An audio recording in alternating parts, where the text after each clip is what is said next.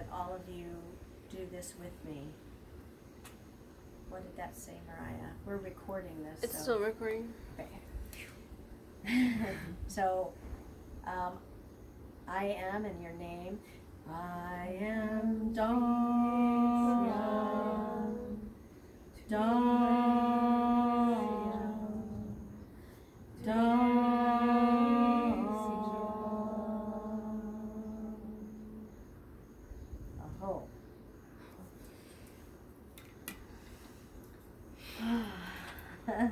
And thank you all for coming, and thank you, my supporters, for coming and helping me hold space for this ceremony. So today, the summer solstice is working with the archetype of the healer, and it's very, very powerful time with all that's going on with COVID, and the fact that this virus has come into our lives and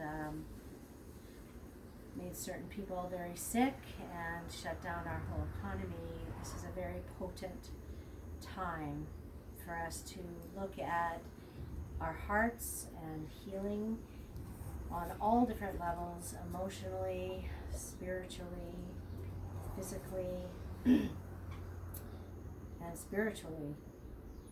There's so much that needs to be done in the world today. It's a time, when I think about it, of deep self-care, that we really connect with our hearts and really pay attention to what is meaningful in our lives and what kind of choices we're making right now.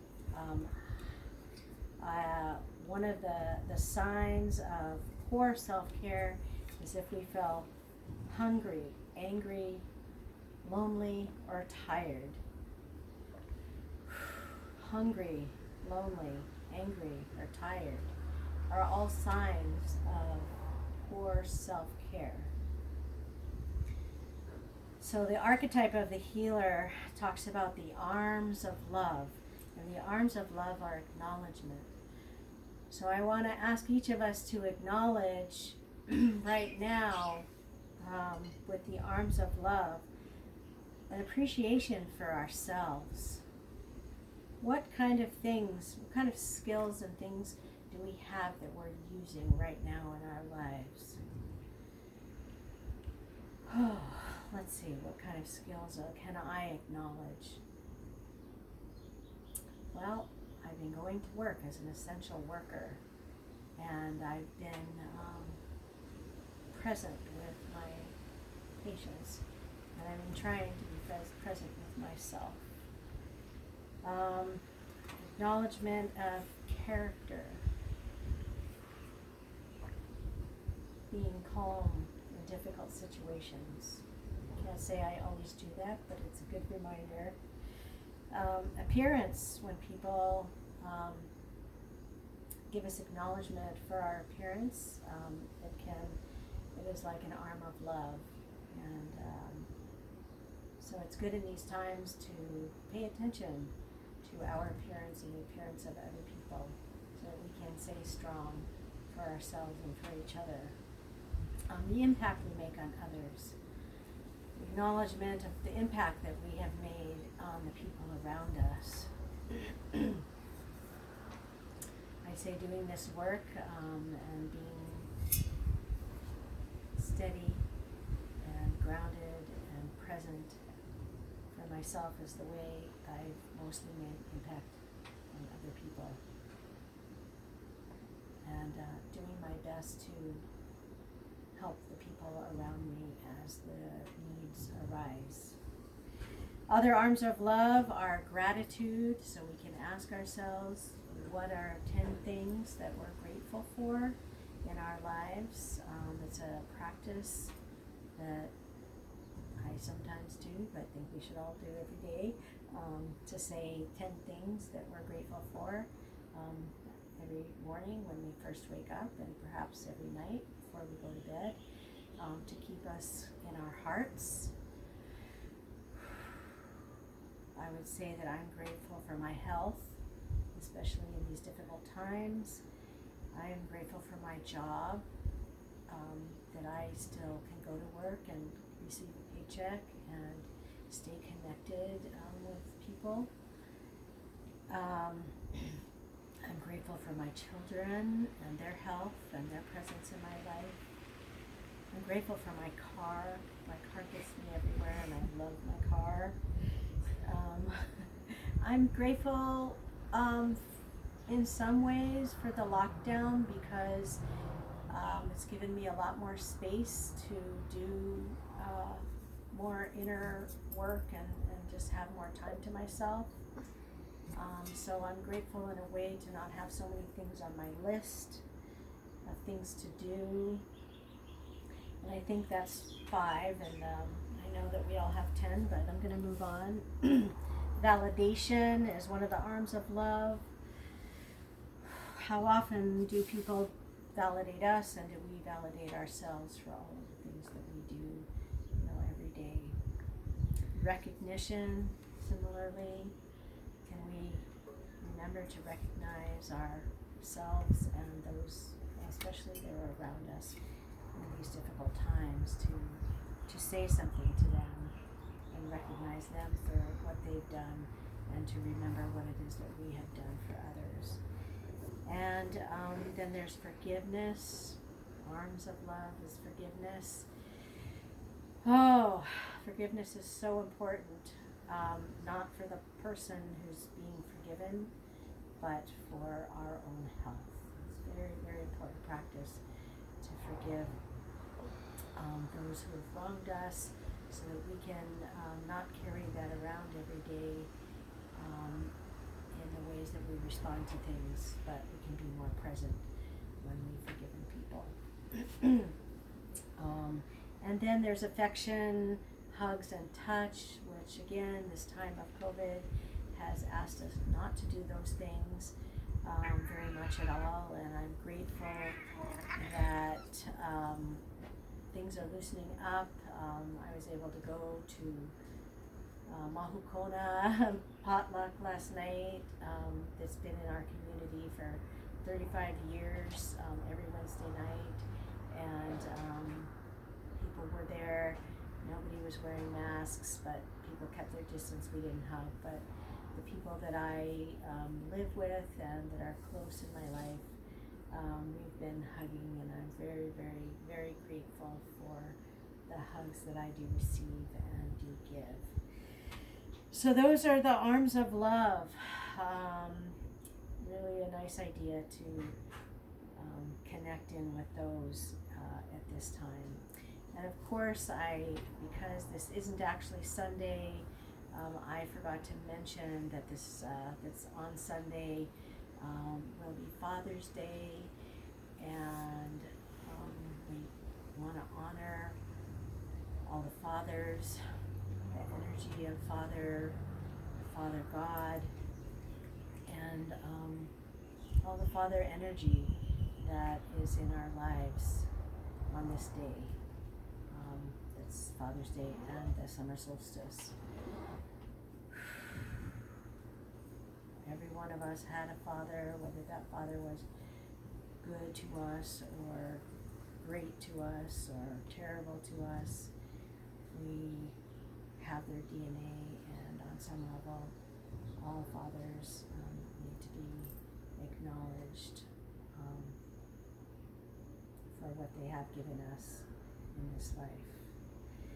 So with the arms of love, I want to say thank you to all the fathers on this planet, and in hopes that through the process of becoming a father, it helps all men connect to their Father and to Father God and all that is above, to give them strength to be connected to the love that's within them.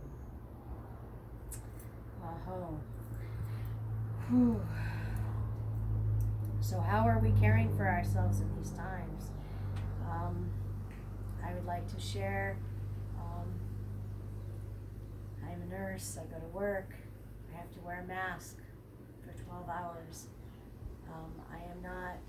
believing that masks are helpful for us. I do it because I need to keep my job.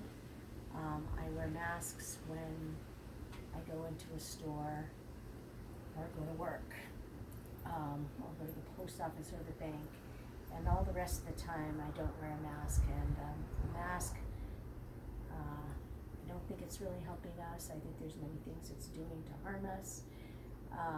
It makes us rebreathe our own air, which can make us have too much carbon dioxide in our bodies and not enough oxygen, and so it can cause a stress response, increase our cortisol levels, make it hard for us to heal and breathe deeply. So I want to encourage, as a self-care thing, that yes, we follow the rules and we wear those masks when it is appropriate to wear them, when we're in stores and banks and post offices, but all the rest of the time when we're outside in the sunlight, that we breathe the fresh air and we don't wear the masks, and that we remember to take them off as soon as we're out of those places, as something that is self-care and self-love, because we really do need to be breathing deeply of the oxygen that's available and the wind that's here. Okay, speak a little louder. So I love to talk at this time of year about the addictions, because we have many addictive patterns in our lives, and all of those addictive patterns are covering up amazing resources that we have within ourselves, that are just waiting to be claimed. So the shadow side and the addiction of the healer is addiction to intensity, dramatization, exaggeration, sensationalizing, and it includes what we consider normally in society addictions, which is addiction to alcohol, drugs, and sex, and shopping and gambling. So that addiction comes from the low tolerance for just routines and boredom. So when we don't tolerate those things and we want to create drama in our lives, we do it through these substances and these behaviors. And really waiting to be claimed is our ability to give and receive love. So we can see that when the more we connect with our hearts and our ability to really deeply, truthfully, authentically give and receive love, the less we really need to do those addictive behaviors. And it is believed in many cultures that to change a habit or a behavior, we adopt new routines and new rituals and behaviors, and that we do those every single day for at least 6 to 8 weeks to fully bring that into our lives. And some of those habits could be things like every morning saying the 10 things you're grateful for and saying them again before you go to bed. Then we go to the warrior, and the addiction there is having a low tolerance for mistakes or vulnerability. And the belief is that when we're vulnerable, we're weak, but the truth is that when we're vulnerable, we are actually being authentic, and it is seen as a great strength. So there's great strength in being vulnerable and also being able to learn from our mistakes. So it's, instead of having to be perfect at everything, we strive for excellence, and we are okay whenever we make mistakes, because we know that we need to make mistakes so that we can learn and grow. So the shadow side again is having a low tolerance for mistakes, exposure, vulnerability, and having to have an image that we cultivate by hiding, rehearsing, and editing. So the good side of that is our ability to learn from our mistakes and to view our being vulnerable as a strength. And the next one is the addiction of the teacher in the West. And the resource is the ability to have discernment, clarity, objectivity, and trust. But instead, we have a low tolerance for surprises, unexpected events, and we're attached to outcome, which means that we're very much into control, and we have deep trust issues. We can become dogmatic, righteous, critical, arrogant, and judgmental. None of us have those problems, right? Oh, attached to outcome. Yeah. So when we find ourselves being controlling, not trusting, being attached to outcome, not liking surprises, being righteous and critical, we know that waiting is the ability that we have from that inner teacher, from that inner wisdom, to actually have clarity, discernment, objectivity, and trust. Trusting in the big picture of everything. Trusting. Most of the time I have that trust, but it has been a little more difficult lately, I'll have to say. And then the final one is the addiction of the visionary, is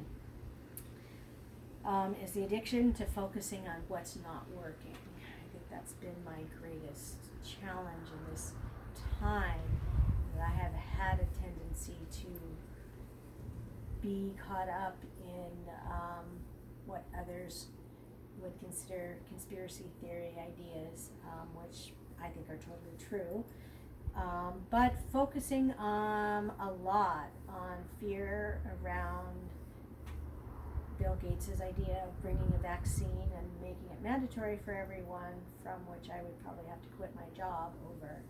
So I feel like I've been focusing a lot on what's not working and what the big brother powers that be want to have control and power over all the people on the planet as they get richer and everyone else gets more poor. I've been fixating on that rather than seeing the really big picture. So I'm really grateful to be doing this ceremony so that I can be reminded that I've been magnifying those negative experiences, blowing them out of proportion, and seeing life from a fixed perspective. I'm seeing only a part of the whole that's happening right now, and that puts me into a place where I don't have the ability to trust my intuition or recognize my own blind spots. So as I step into not having this addiction, which is focusing all my energy on what's not working and on the negative, I can then see the blessings, the gifts, the talents, and all the resources available to me. And as I connect with my intuition and my ability to deeply trust and be connected to my wisdom, from that place I can see the perfection in everything, that we are right exactly where we need to be at this time, and that all the things that are happening in the world right now are the manifestation of the unsustainable system that we have on the planet crumbling and falling apart, and it just happens to look this way. This is how it's falling apart. And so I choose to see the perfection in that, and see that I can see this bigger picture and see the vision of what I see as a possibility, and what maybe all of us see as the possibility of a peace on earth and a planet where there is cooperation from everyone, rather than all this power over and power and control. that this is really just a manifestation again of just the crumbling apart of a non-sustainable, unhealthy power over and domination, fascism basically, on a world scale. So it doesn't have to go that way. There's all the possibility in the world for it to move fully into a world of peace and cooperation and love. And it takes all of us believing that, envisioning that, and where we're guided to doing social activism as we feel moved to moving everything on the planet in that direction. And if we don't have the passion for that, it's all just about total self-care and how can we take care of ourselves in this difficult time, a time that we've never been faced with before. So self-care. So what are the blocks and the obstacles that get in the way of giving and receiving love?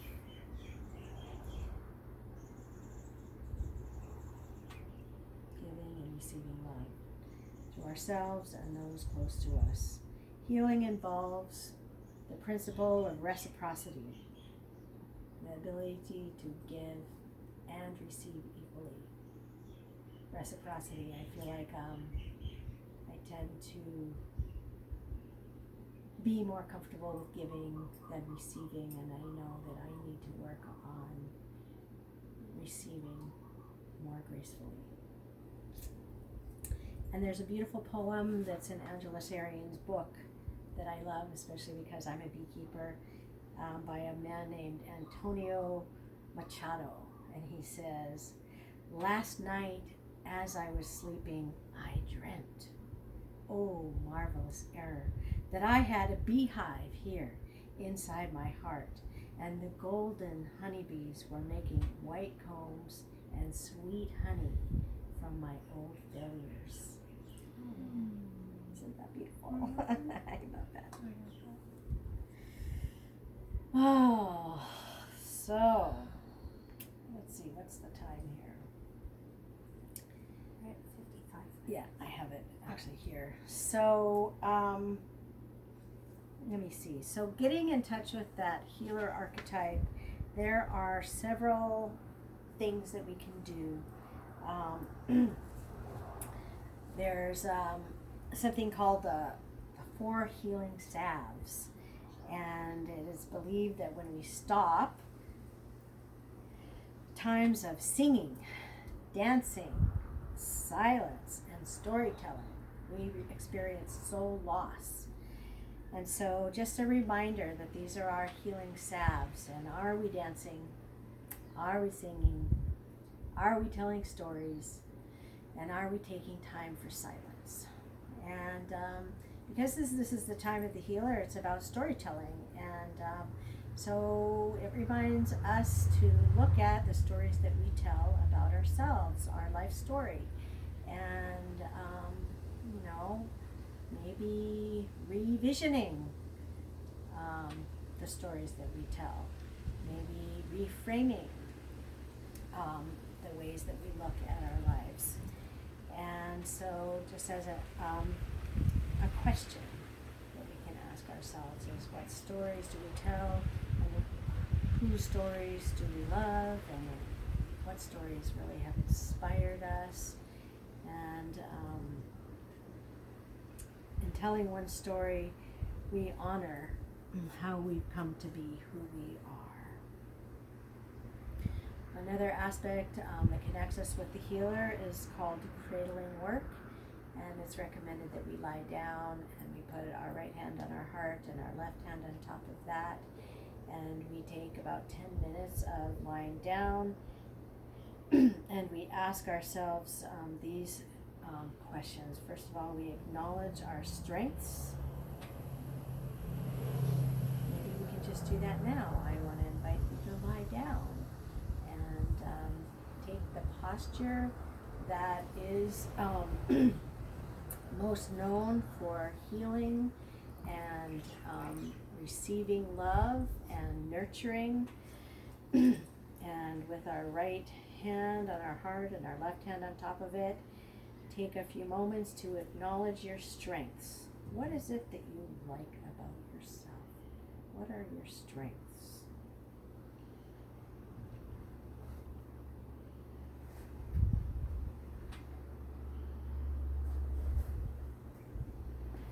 And what are the contributions that you are making and have made?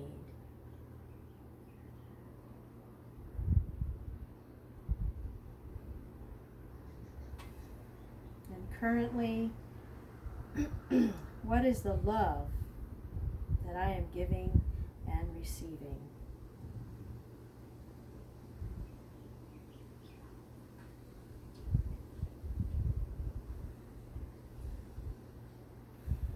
How is it that I'm showing love to myself and others? And I'm just going to invite you to stay laying down, and I'll continue to talk, and we'll move right into our journey. So a drum journey is the healer's way of listening to the heart.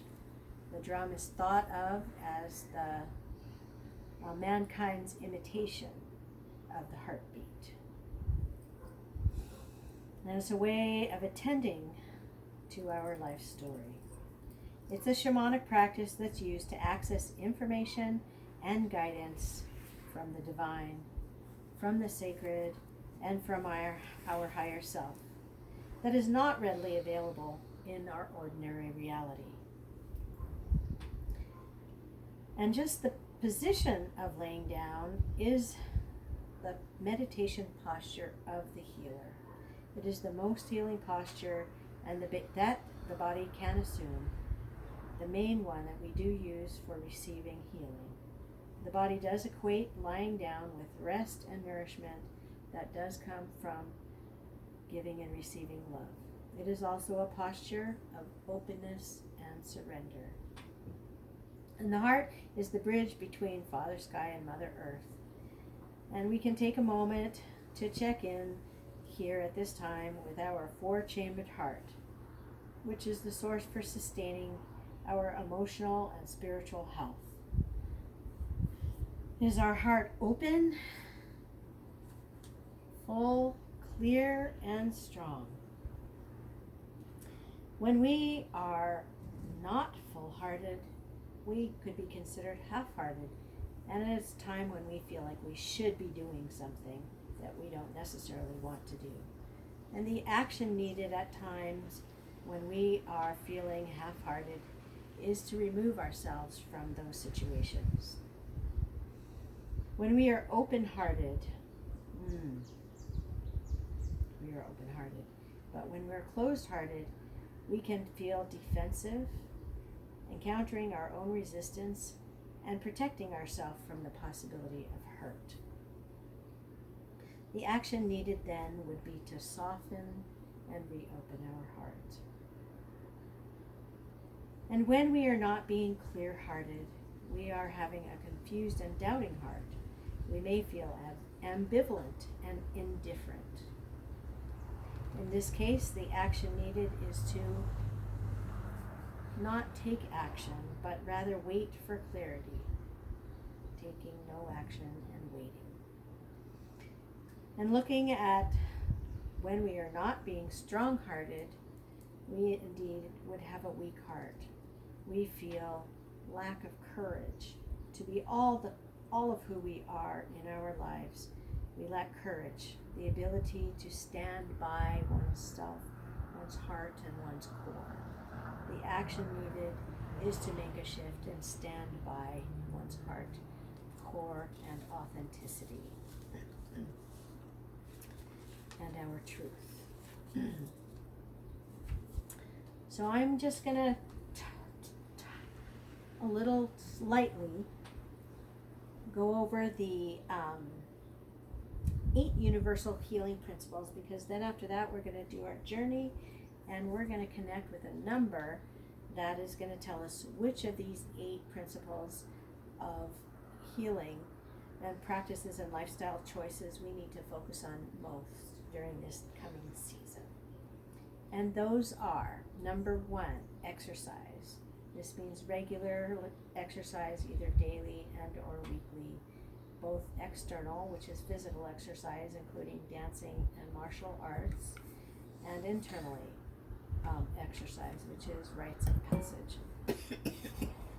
Number 2, having a balanced diet. Excuse me. Which is maintaining a balance between healing and toxicity in food, thoughts, feelings, and beliefs.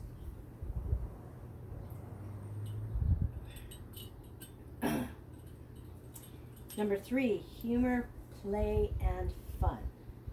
How much joy and laughter do I have in my life? What music do I listen to? Is the music healing? What is the quality of silence? What chants do I have? Are they negative or positive? So again, number 4. What was I saying? I'm going to back up here. Humor, play, and fun was number 3. How much joy and laughter do I have in my life? What is the quality of humor I express and like and am drawn to? Number 4, sound, music, and chanting. Number 5, love, touch, family, and support systems. What is the quality of love in my life? How do I choose to love? And how do people who love me treat me? Who do I feel loved by? What is the quality of touch in my life, and how and by whom am I touched? Number 6, creativity. Am I engaged in interests and hobbies? What are they? Are my contributions from the heart? What holds heart and meaning for me? Number 7, nature, beauty, and healing environments. We're looking at both internal and external environments. Where do I choose to live? What connection do I have with the healing nature of Mother Earth? How do I love myself? How is my self-esteem, self-trust, and self-respect? Number 8, the presence of faith, spiritual practice, and belief in the supernatural. What is the nature of my connection with spirit? What are my prayers? How do I feel in solitude and silence? How do I allow for them in my life?